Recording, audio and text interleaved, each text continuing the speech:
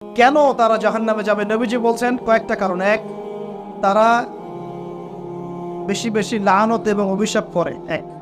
দুই, তারা এমন কিছু কাপড় পরে শেষ জামানায় বাইরে ঘুরবে যে কাপড়গুলো পরেও তারা নগ্ন থাকবে। দুই, অর্থাৎ বেপরদামির কারণে। তিন, তারা বুক পিঠ চাপড়ায় প্রলাপ বিলাপ করে, এটা একটা কারণ। চার, তারা স্বামীর সাথে কখনো কখনো কুফরি করে। কেমন?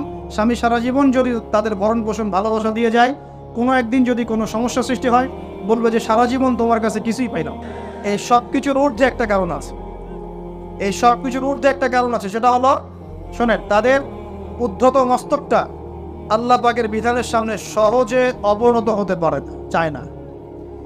এগুলো কিন্তু সব মেয়েদের জন্য নয়। উম্মতে মুহাম্মাদির একটা অংশের মেয়েদের জন্য আল্লাহ নবী এইসব কথা বলেছেন। আবার এমনও মেয়ে আছে, শোনেন, এমনও মেয়ে আছে যারা